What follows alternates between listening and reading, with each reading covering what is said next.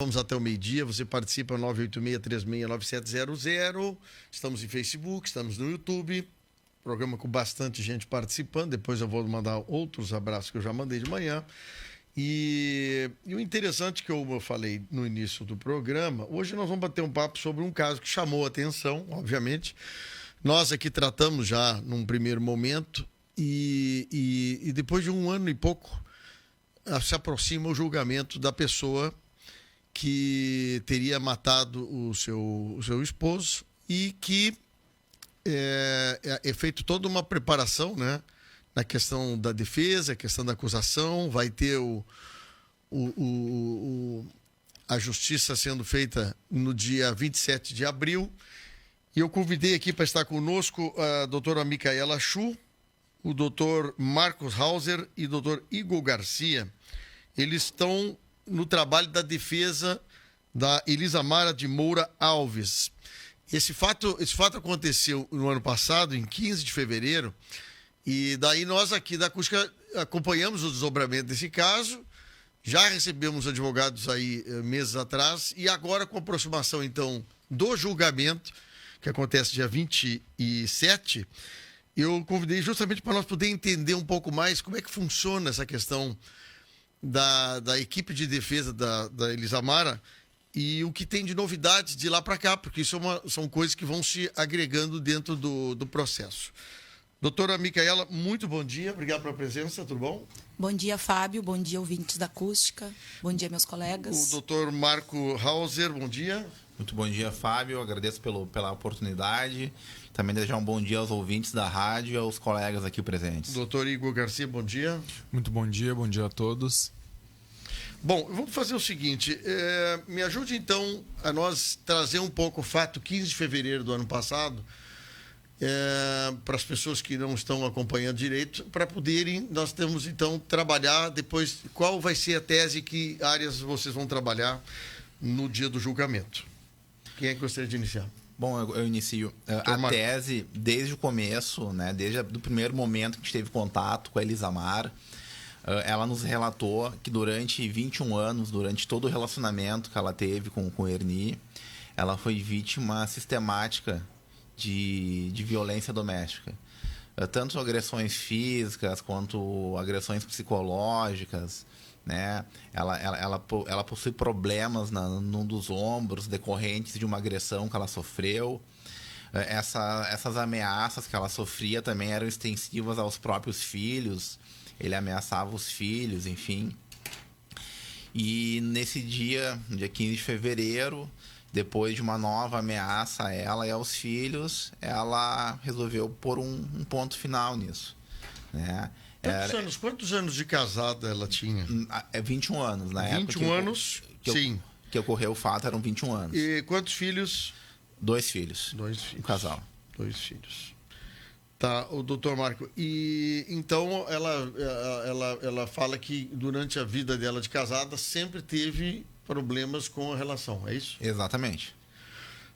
Ela em algum momento fez alguma denúncia na polícia ou no atendimento a alguma secretaria municipal pedindo ajuda, pedindo uma coisa? É que, assim, dada a condição que ela vivia, né? Ela vivia lá no interior, com poucos recursos. Ela não dispunha de meios próprios para se locomover, por exemplo, até a cidade, enfim. Então, para ela, pedir ajuda seria muito complicado, porque, fatalmente, até mesmo pela falta de estrutura que a cidade oferece, ela não teria como ficar abrigada. E, além disso, ela temia pela vida dos filhos, então ela não teria como sair de casa e deixar os filhos para trás com o marido. Sim. Então, isso impediu que ela fizesse uma acusação formal contra ele. Bom, então, antes do fato acontecido, não houve registro por parte dela para ninguém. Polícia, não, junto aos órgãos competentes, não. Bom, no dia 15 de fevereiro, a Elisamara toma uma decisão que não poderia seguir junto com o cara. E eu quero saber de você o seguinte, o que se... a polícia trabalha numa investigação de que ela andou pesquisando de como resolver a morte com o marido, a morte do marido. existe isso? A tese da polícia está correta ou a tese de defesa mostra que não houve premeditação? Não, a polícia, uma das versões que a polícia apresenta é que ela teria premeditado o crime, que seriam justamente essas pesquisas encontradas no telefone celular dela. O que a polícia, não sei se omite ou não percebeu, é que todas as pesquisas são datadas do dia do fato. Então, ela não tinha essa intenção, uma semana antes, um mês antes, estava pensando em matar o marido. Isso não existe. Essas pesquisas foram feitas todas no dia. Sim. Isso, na verdade, denota um ato de desespero. Naquele dia, ela chegou no limite. E ela sabia que aquele dia tinha que acabar o sofrimento dela. Para efeito de defesa, só por curiosidade, a premeditação ou a não premeditação num crime muda muito a questão de densitometria da pena? Sim. Sim, isso é um dos fatores que, se houver a condenação, o juiz, quando ele analisar a culpabilidade, né, e as circunstâncias, ele pode levar a questão da premeditação em conta. Só que, nesse caso, está provado que a premeditação não houve. Não houve. Bom, o que ele... Bom, na coleta de prova da defesa, vocês estiveram conversando tentando buscar testemunhas. Existe fato, você estava me contando no intervalo, que havia uma pessoa dentro de um bar, de um ambiente, um dia antes, que relatava que essa pessoa era uma pessoa que muito brava, arrumava confusão, bebia muito, e que disse coisas naquela noite que poderia, inclusive, correr o risco da dona Elisamara. O que aconteceu? Na verdade, não houve uma pessoa dentro do bar. É o proprietário do bar. Sim. Que nos relatou que ele bebia com bastante frequência, que inclusive era a própria dona Elisamar quem pagava a conta que eles tinham no caderno ali do decúgio, né? E que geralmente ele bebia, ficava violento, arrumava confusão com as pessoas, e que neste dia, no dia do fato, ele saiu de lá bem alterado, alcoolizado, de manhã ainda, antes do meio-dia, informando que ele iria mostrar a porta da casa para ela. E aí depois tem toda a sequência, que ele chega em casa, os filhos saem, ele manda os filhos vir à cidade. Isso na noite? No dia. Isso foi de dia. Ele chegou em torno de 8 horas da manhã no bar. No bar? No bar. E saiu? E saiu próximo do meio-dia. Ele tomou cerca de um fardo de lata de cerveja. E ele chega em casa, manda os filhos saírem de casa. Manda os filhos virem à cidade, pagar a conta da internet. E aí ele começa a afiar uma faca e começa a avisar que a dona Elisamar de que aquele seria o último dia que ela teria visto os filhos dela. Bom, em que momento a Elisamara toma a decisão de achar um jeito de matar o marido? Fábio, no momento realmente, como a gente falou, de desespero.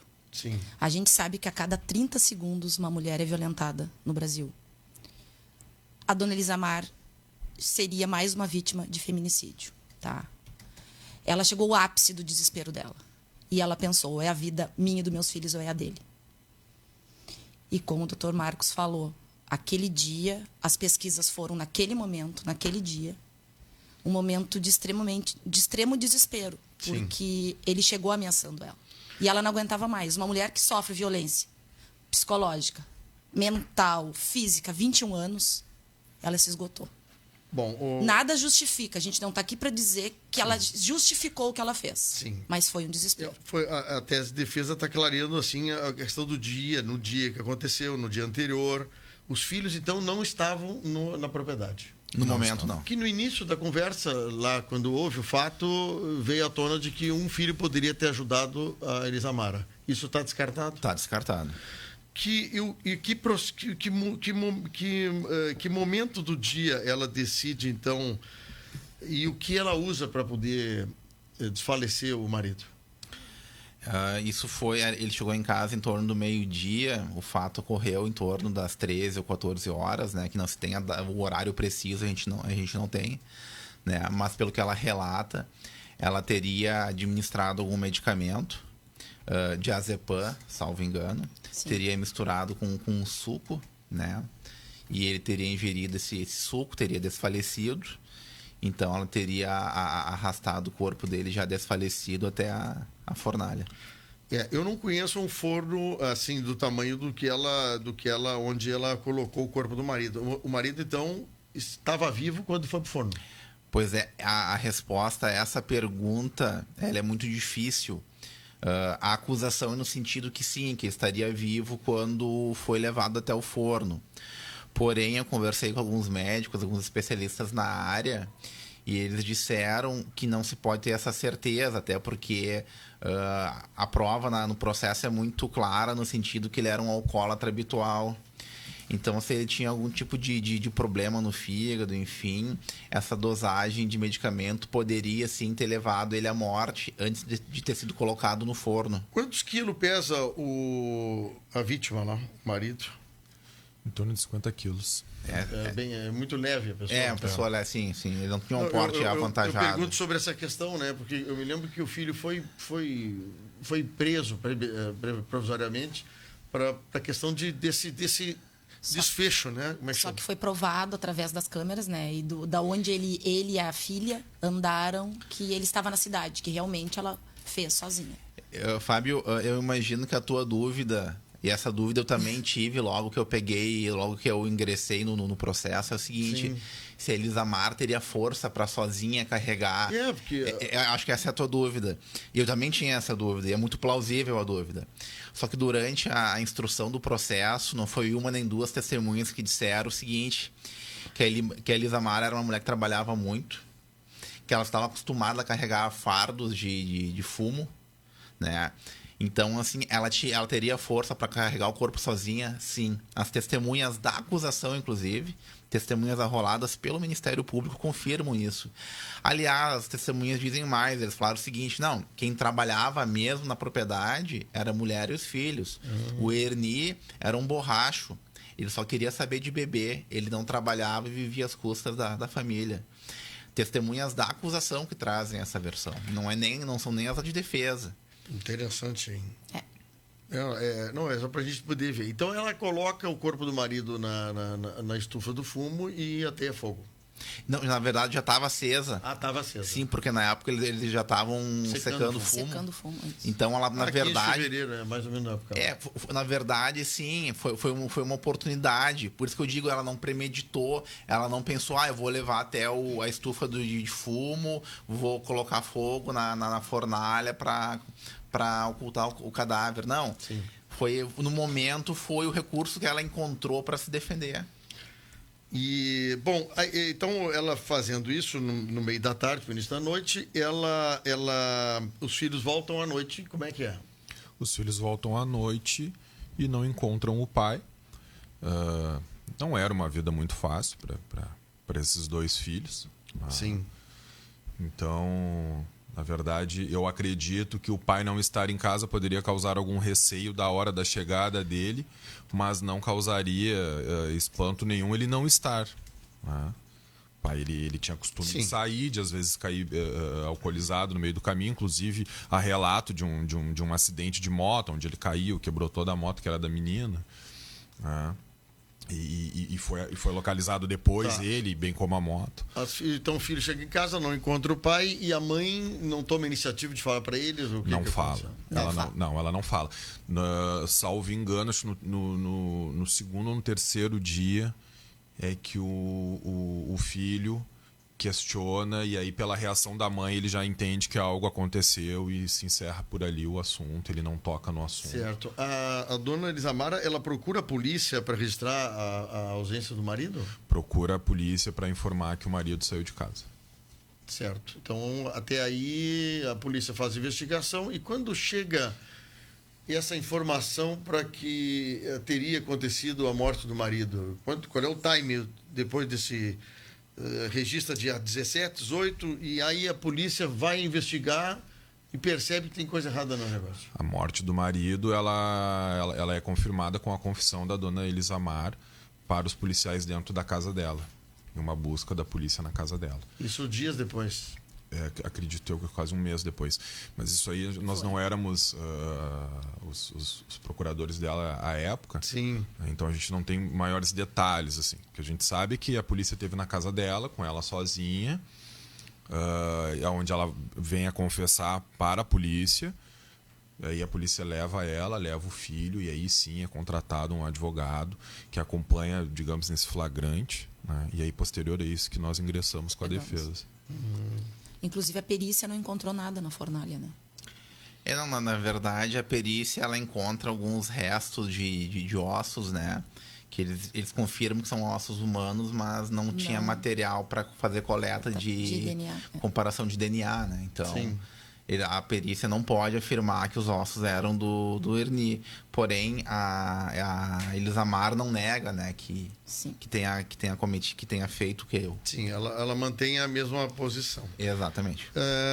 Alguma coisa que possa ter acontecido no processo que, por exemplo, o depoimento da polícia... Não é depoimento, a polícia vai lá para saber mais detalhes, a pessoa confessa sem a presença de advogado. Isso interfere um pouco ou não interfere? Qual é a opinião dos senhores sobre isso? Olha, a rigor, pelo que a Elisamar nos relata, né, ela foi coagida pela polícia para até confessar, né? Porém, como a versão dela, ela acaba confessando depois que de fato cometeu o crime, enfim, não tem muitas implicações, né? Não tem maiores implicações. Tá. Seria diferente se no curso do processo ela voltasse atrás e dissesse, não fui eu, não fiz. Ela mantém, então, o confesso. Ela mantém a confissão. Ela está detida desde a época, em torno de meio de março para cá? Está presa desde essa época. Os filhos continuam na propriedade lá. Os filhos estão em Porto Alegre, né? Porque a família, por parte de pai, reside ali próximo também. E aí eles receberam algumas ameaças. E aí, em razão disso, eles se afastaram dali para não ter maiores problemas. Inclusive, um dos motivos, como o Dr. Marcos falou, da dona Elisamar não procurar a justiça antes ou a autoridade policial para relatar possíveis agressões foi referente à segurança deles. Porque quando nós assumimos o caso, eu fui na delegacia com a mãe e os filhos. Eles relataram que estavam sofrendo ameaça, pediram proteção e essa proteção não houve. Eles tiveram que sair da propriedade para se proteger pelas ameaças da família. Fica meio complicado no meio num lugar ermo, daqui a pouquinho tendo uma ameaça no entorno, né? E é importante também frisar que a Elisamar ela se casou com 14 anos, grávida, né? E ela se casou, a família dela fez questão que ela casasse em razão dela estar grávida, né? O Ernie já era maior de idade e ela era uma menina de 14 anos. E de lá para cá, ela teve essa mesma vida. Eles sabem desde o início que ela apanhava, que ela passava por esse tipo de tortura psicológica e física, né? Os próprios irmãos dele, né? Os próprios irmãos dele, que agora, claro, depois do fato, negam, mas à época eram os que iam socorrer ela muitas vezes, né? Isso segundo o relato dos filhos dela. Então, uma criança de 14 anos, porque ela era uma criança, sim, ela nunca procurou ajuda, inclusive por uma questão cultural, porque ela já casou para consertar, digamos, o ato de estar grávida. Sim, deixa eu perguntar uma coisa a vocês. Eu sei que daqui a pouco o ouvinte que não está lidando com esse negócio pode estar um pouquinho assim, se questionando. Nós vamos ter um júri agora e teremos as testemunhas de acusação, de defesa. E eu quero saber dos filhos. Ali nós temos um pai e uma mãe envolvida no processo. Como é que fica... Qual é, assim, desde agora, a percepção de vocês sobre a participação dos filhos no julgamento? Assim, a filha, ela foi arrolada como testemunha. Ela vai ser ouvida no plenário, né, sobre os fatos que antecederam o crime, porque como ela não presenciou o crime, então ela não pode falar sobre o crime. Mas ela vai ser ouvida sobre os fatos que antecederam o crime, sobre o histórico da família, enfim.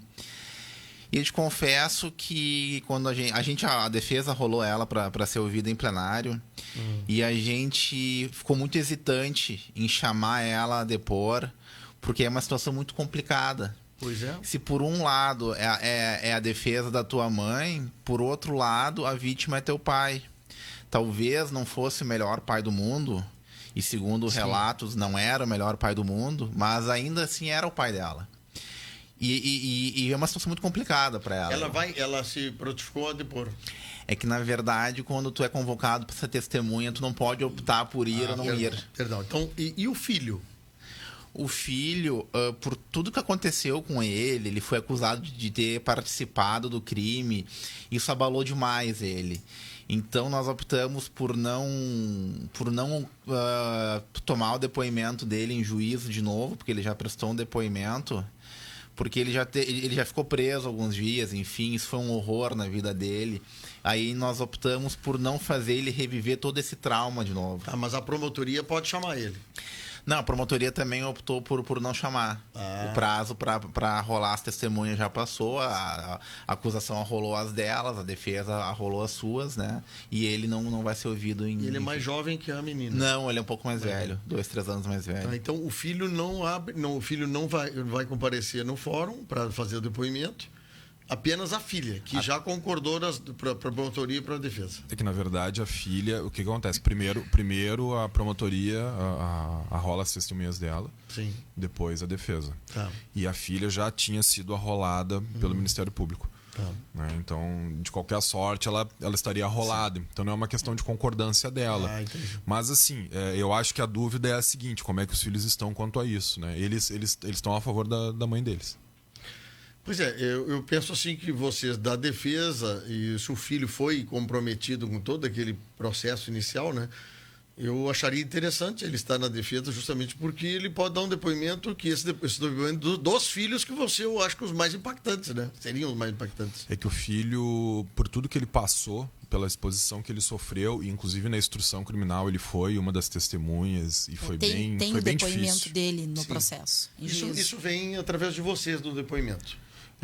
Como a acusação optou por não trazê-lo, nós também resolvemos poupá-lo, em razão do que ele já passou. Não é fácil, é que assim, para tu entender, o depoimento dele já foi feito na fase judicial, está gravado. Sim. E a gente vai reproduzir em plenário o depoimento dele, vai ser mostrado. Entendi. O que a gente quis evitar é que ele sofresse tudo aquilo de novo, porque dos 2 filhos, com certeza ele foi o que sofreu mais, porque ele chegou a ser preso, acusado de ter participado da morte do próprio pai. Isso é muito grave. Isso é muito grave. Então, até para evitar que ele passe por todo esse constrangimento de novo, então a gente optou por reproduzir em plenário o depoimento que ele já deu. E até porque a vida deles não era nada fácil, né, gente? Bom, eles presenciaram durante todo o tempo deles o que se passava dentro de casa. Então, vocês acreditam que o júri dure um dia? Considerando que tem bastante testemunhas a serem ouvidas em plenário, eu acredito que ele termine na parte da noite, 11 horas, meia-noite, talvez um pouco mais. Né? Pela experiência nos mostra que, via de regra, esse tipo de julgamento, quando tem muitas testemunhas em plenário, tende a se alongar um pouco. Bom, e aí, então, vamos ver como é que é a reação. Jurados é feito a indicação na hora, né? É feito um sorteio. É feito um sorteio, né? Tanto a acusação quanto a defesa têm direito a recusar sem motivar 3 jurados. E pode rejeitar quantos quiser, desde que motivadamente. Por exemplo, eu sei que o jurado era amigo da vítima, eu sei que o jurado tem um parentesco, eu sei que o jurado é amigo do promotor ou é amigo da advogada, enfim. Sim. Nesses casos, pode rejeitar. Pode acontecer. A previsão de iniciar o julgamento? Às 9 horas está marcado o início da sessão. Aí, nesse momento, também é feito alguma coisa, sorteio dos jurados, ou já está feito esse momento? Não. O primeiro ato é o sorteio dos jurados. Estando sorteados 7 jurados, aí se iniciam os trabalhos, depoimentos, enfim, então, depois os debates. Depois das 10 horas em diante que inicia mesmo o negócio. Na prática, sim. Mais algum detalhe sobre a questão do julgamento que eu possa assim, me interessar um pouquinho mais? Acho que nós falamos da época, falamos do que a polícia buscou. Ela mantém-se afirmativa de que cometeu isso em ato de desespero, acho que é isso, né? Legítima defesa. E 2 filhos, 21 anos de casamento, e vocês estão com umas boas testemunhas robustas para a defesa dela. Com certeza. E te digo assim, a gente tá bem esperançoso em conseguir absolver ela, porque ela chegou numa situação limite. Ou era ela ou era ele. Então, para mim, isso é um caso clássico de legítima defesa. Quando tu não tem mais nenhum outro recurso para preservar a tua vida, o ato dela, ele tá excluído de ilicitude, porque ela age em legítima defesa. Foram 21 anos. Eu até admiro uma pessoa que tenha conseguido aguentar tanto tempo. Olha, 21 anos, considerando que ela iniciou o relacionamento com 14, a gente pode afirmar com certeza, é uma questão matemática, que ela passou mais da metade da vida sendo vítima de violência física e psicológica. E a ameaça era para ela e para os filhos, pros né? filhos, é. Pois olha, interessante, e eu acho que é importante a gente trazer aqui o bate-papo com os advogados aqui que estão fazendo a defesa da Elisamara. Choca muito o fato, né? E é interessante entender um pouquinho mais o processo assim todo, né? O porquê que aconteceu, quem aconteceu, e o pessoal da defesa está nos ajudando a entender isso. Dr. Marcos Hauser, Igor Garcia e Micaela Chu, obrigado pela participação aqui no programa Primeira Hora. Acho que isso muito contribui para a gente entender os fatos e não fique naquela questão só de uma diz que, né? Quer dizer, uma parte vocês têm agora a oportunidade, dia 27, então, apresentar tudo esse material bem robusto para que haja o entendimento de que a Elisamara agiu em legítima defesa. Na verdade, Fábio, a vítima nisso tudo é a Elisamara. A vítima é a Elisamara.